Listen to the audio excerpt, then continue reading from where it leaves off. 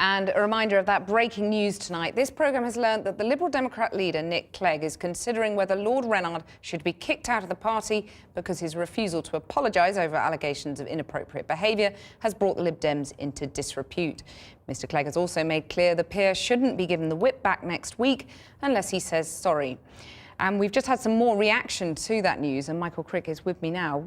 Have you got in touch with Lord Rennard for a start? Well, I've tried to, left phone message and sent him a text message, so have colleagues, and he's not yet got back to us. However, Lord Carlile, Alec Carlile, QC, who's been acting as legal advisor to Lord Rennard, told us tonight it's a disgrace. That was his simple quotation.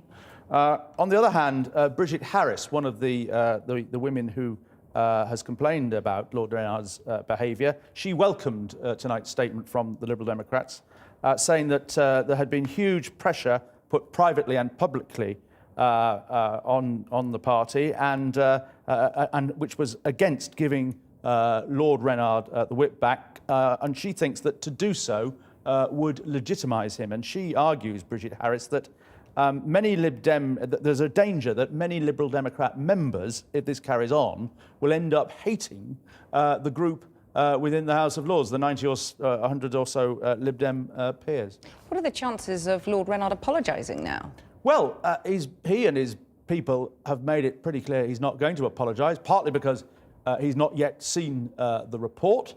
I think there's also potentially a legal problem.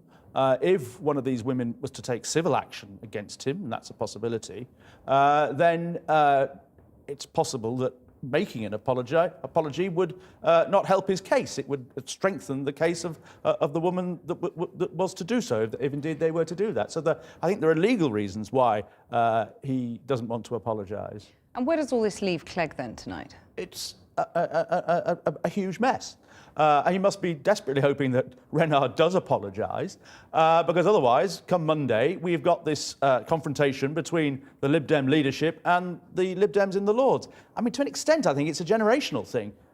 Clegg and Tim Farron are relatively new leading figures within the Liberal Democrats. The people in the Lords have been around a lot longer.